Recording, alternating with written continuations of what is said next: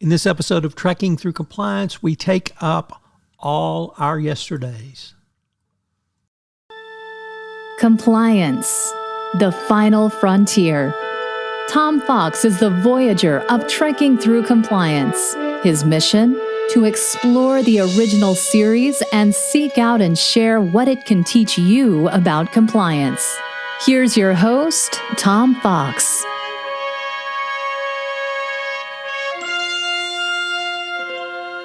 In this episode of Trekking Through Compliance, we consider the episode All Our Yesterdays, which aired on March 14, 1969, and occurred on Stardate 5943.7. Story synopsis. On this mission to evacuate the population of a lone planet, Sarpedon, before its sun goes supernova, Spock, Kirk, and McCoy beam down to investigate why sensors indicate no humanoid life is on the planet. They discover, however, a library staffed by Mr. Atoz and his clones, which contain history tapes. Kirk offers to evacuate Atoz, but he tells them to hurry up and pick a destination, and that he himself plans to join his wife and family before the supernova comes. It appears that by inserting the record tapes into a machine called the Atoz, people can be sent back in time.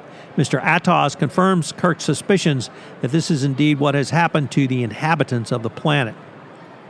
While viewing a tape, Kirk hears screams and accidentally sends himself to a period of time of witch hunts.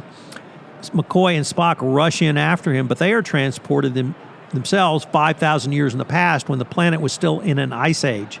Meanwhile, Kirk has rescued a woman from being poked with a sword by challenging her attacker to a sword fight. Only after chasing the man away does Kirk discover that the woman was a thief attempting to rob the gentleman, and furthermore, there is no entrance back to the library. Kirk goes to the wall from which he emerged and is able to talk to McCoy and Spock, but cannot get to them. Kirk is then arrested by authorities for aiding a thief, and Kirk and Spock and McCoy ask him what is going on. The authorities also hear these voices. The woman betrays Kirk and denounces him as a witch and claims that he and the spirits made her steal against her will. Spock and Bones, on the verge of freezing, are discovered by a sheltered woman known as Zarabeth. She has been exiled because her kinsman tried to assassinate the head of the planet, Zorkon the Tyrant. Meanwhile, in prison, Kirk is questioned by the prosecutor. When Kirk mentions the library, the prosecutor becomes extremely uncomfortable. At first, he tries to maintain that Kirk might be innocent. But when the guard insists he heard the voices talking to Kirk, he is forced to back off. When Kirk starts repeating the word library to the prosecutor, he gets flustered and rushes out, saying he wants nothing to do with Kirk. Back in the Ice Age, Zarabeth tells Spock that the Atoz alters cell structure and that she cannot return to the future. Meanwhile, Kirk escapes from his cell and grabs the guard who tried to pour soup into his bowl and knocks the guard out. When the prosecutor comes to take Kirk to the Inquisition, Kirk realizes he is also sent from the future and threatens to denounce him as a witch if he does not help Kirk. The prosecutor informs Kirk that the Atoz alters cell structure and brain patterns to prepare people for the past. The prosecutor has been prepared and cannot return. But Kirk can survive only a few hours in the time that he's sent to and must return. Kirk then finds his way back to the brick wall from which he emerged and steps back into the library. Mr. Atoz insists that Kirk be prepared, and Kirk is forced to lock one copy of him in a closet and knock another out. The real Mr. Atoz then arrives and zaps Kirk, knocking him out.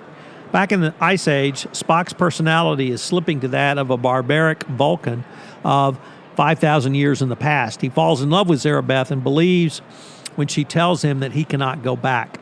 McCoy notices the change in Spock and guesses that Zarabeth is not being completely truthful in order to keep Spock with her. Spock begins to notice that he is not himself when he eats animal flesh and enjoys it. No vegan there. However, this knowledge does not stop him from telling Zarabeth that she is beautiful, then making love to her. When kissing her, he also cracks one of his very rare Mr. Spock smiles. Meanwhile, Kirk has managed to recover enough to avoid having Mr. Atoz wheel him onto the Actravacron. He overpowers Atoz and forces him to help locate Spock and McCoy by trying various discs. McCoy has somehow figured out that it is only Zarabeth who cannot return and confronts Spock with this fact, as well as the fact that he has reverted to the mental state of his barbarian ancestors. Spock manages to drag himself away from Zarabeth and returns with McCoy to the library by following Kirk's voice. With everyone back, Mr. Atoz puts in a disc and rushes to join his family before it's too late.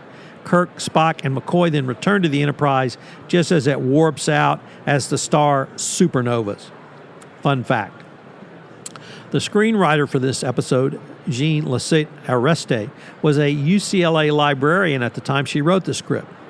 Her word choice for the name of the librarian, Mr. Atoz, is a wordplay, a librarian named A to Z. The name for the character was selected to suggest how one might search a library, i.e. from A to Z. So this is my tribute to all the librarians out there, all the books they have given us, and how they've made this world a better place. And a special thanks to Andrew Carnegie, who funded the Carnegie Library in my hometown of Bryan, Texas. So we had some interesting continuity issues in this episode. According to the Stardate, this episode is chronologically the last of the series, even though its production number and air date are earlier than Turnabout Intruder. It's also the last episode of Time Travel in TOS. This is the only episode of Star Trek, the original series, or indeed any series, to ever mention a physiological limitation on time travel. According to Mr. Atoz, one had to undergo what he termed preparation for the era which they would travel to. Failure to do so would result in death in a few hours. Additionally, one could not return to the present era for the same reason, as in the reason Zarabeth could not accompany Spock and McCoy back to the present time. It is not known whether this was a result of how the Avatatron worked or the planet's atmosphere or something unique to its inhabitants. Additionally, this is the only Star Trek story which ever mentions mental changes to travelers traveling to the past. Spock found himself reverting to the savage nature of Vulcans of that time period. Curiously, however, McCoy did not find himself reverting to the relative savagery or intelligence of humans from 5,000 years ago. This could be interpreted to mean that humans have changed little in 5,000 years, technology notwithstanding. Or it could reflect Spock's telepathy. We have seen how linked he is to the Vulcan people, for instance, when the Intrepid was destroyed. In TAS, the animated series, in the counterclock incident, it briefly references the fact of the Enterprise's presence near Beta Niobe when the supernova began its explosion. What are the compliance takeaways from this one? Well, the specific targeting by Mr. Atoz of preparing people and then sending them to a designated time made me really think about your compliance training, particularly in terms of targeted training. So are you engaging in targeting training, meaning are you giving training not only to high-risk employees, but are you giving them the training they need? So, for instance, are you training them on, if they're going overseas, some of the areas that they may be asked to pay a bribe or extorted from? Have you given them specific training around how to resist a bribe? Have you given them, now with the antitrust divisions, evaluation of corporate compliance programs for antitrust out, if you're sending employees to trade shows, have you given them specific training around antitrust compliance? So are you giving them targeted training? What about effectiveness of your training? Is your training effective? How do you know it's effective? Are you testing your employees? Are you simply testing them to see if they can get 80% within the first 10 minutes after taking the training? Or are you testing them out really 3, 6, and 9 months out? How are you determining if your training is effective? And finally, what's your training governance protocol?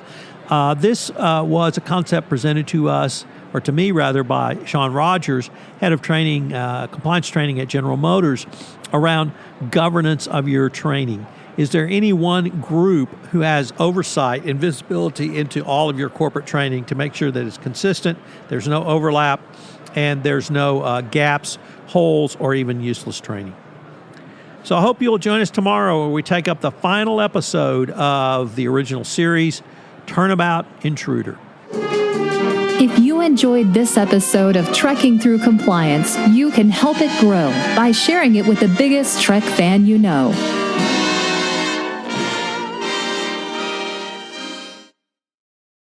This podcast is a part of the C-Suite Radio Network. For more top business podcasts, visit c-suiteradio.com.